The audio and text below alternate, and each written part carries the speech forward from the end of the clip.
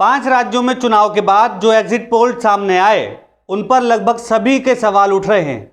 विपक्षी पार्टियां भी उठा रही हैं और जनता भी उठा रही है। दरअसल ये एग्जिट पोल और बड़े बड़े टीवी चैनल एक पार्टी के पक्ष में एक एजेंडे के तहत माहौल बनाने का काम कर रहे हैं। वाराणसी में पहाड़िया मंडी स्थित स्ट्रांग रूम के बाहर ये समाजवादी पार्टी का आरोप है। स्ट्रांग रूम के बाहर गाड़ी से ईवीएम मिली, 3 गाड़ियां थी। हंगामा काटा समाजवादी पार्टी के कार्यकर्ताओं ने। 2 गाड़ियां तो वहां से निकल चली, वो हाथ नहीं आई। एक गाड़ी पकड़ी गई। बरेली में कूड़े की गाड़ी में 3 बैलेट बॉक्स मिलने पर भी हंगामा हुआ। नमस्कार, आदाब, सत श्री अकाल। आप देख रहे हैं द नेशन वॉइस। सूत्रों की माने तो इस वोटों की गिनती में रिंगिंग का होना तय है।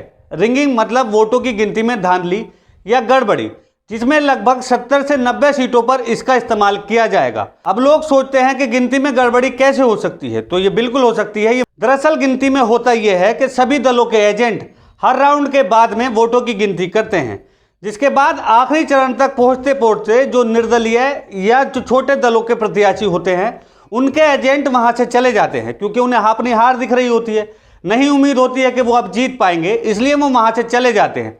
उसी समय शुरू होती है अफसरशाही, जो उस वक्त वहां पे छोटे व्यक्तियों के वोट जो है वो इधर उधर कर लेते हैं, जिससे कि जो 1-2 हज़ार से हार रहा प्रत्याशी होता है उसकी हार को जीत में बदल दिया जाता है। बस इसी चालाकी को रिंगिंग कहा जाता है या इसी अफसरशाही को रिंगिंग कहा जाता है। यह रिंगिंग कई तरीके से संभव है, जैसे कि कुछ प्रत्याशियों के एजेंट ही नियुक्त न किए गए हों। वहीं दूसरा तरीका यह है कि जो हर राउंड की गिनती के बाद टोटल होता है उसमें संख्या इधर या उधर कर दी जाए।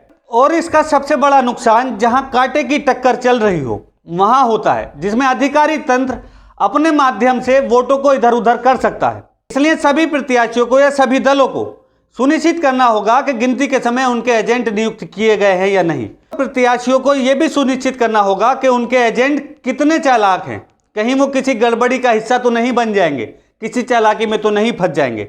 साथ ही गिनती के दौरान जो भी आंकड़े या बूथ के हिसाब से जो भी वोटों की गिनती होती है उसको चालाकी से एक पेपर पे लिखते रहें, जिससे कि उनकी याददाश्त बनी रहे और एक प्रमाण उनके पास हो। इसके साथ साथ गिनती के समय सभी एजेंट मौजूद रहें लास्ट तक। कोई भी एजेंट इस उम्मीद से ना भागे कि वो हार चुके हैं, वो कम से कम ये सुनिश्चित करे कि उन्हें इस चुनाव में कितने वोट मिले हैं, दूसरों को कितने मिले हैं, ताकि गड़बड़ी ना हो सके। और एजेंटों की जिम्मेदारी है कि 10 तारीख को मतगणना के दौरान वो केवल अपने प्रत्याशी या अपने दल की गिनती ना करें, वो लोकतंत्र की पहरेदारी का भी हिस्सा बने, जिससे कि जनता के फैसले पर डंका ना मारा जा सके। तो एग्जिट पोल आया है इस बार सी वोटर और एबीपी का, उसमें बता रहा था बीजेपी को 228 से 244 सीट और सपा को 132 से 148 सीट। लेकिन 70 दिन पहले वही ओपिनियन पोल में बता रहा है बीजेपी को 223 से 225 और सपा को 145 से 157। मतलब साहब कि 70 दिन में कुछ नहीं बदला, वही स्थिति है।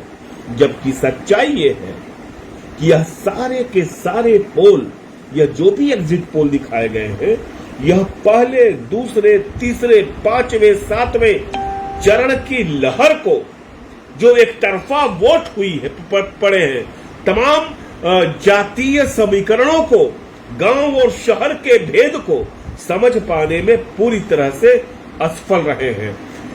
ये खबर कहती है कि भाजपा में 5, सपा में 13, बसपा में 5 सीट का फर्क है खाली ओपिनियन पोल और एग्जिट पोल में एबीपी न्यूज के। यह कितने शर्म की बात है।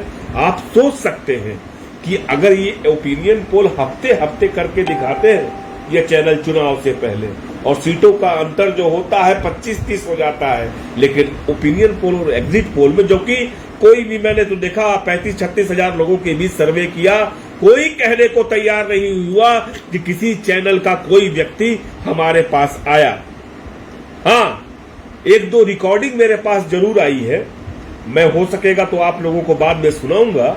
उस रिकॉर्डिंग में पता चल रहा है कि कोई एजेंसी पुरस्कार का लालच दे करके कि आप जीत सकते हैं बोनांजा, आप बताइए, केवल एक सवाल का जवाब दीजिए कि इस विधानसभा चुनाव में कौन जीतने जा रहा है, सपा, कांग्रेस, बीजेपी या कौन।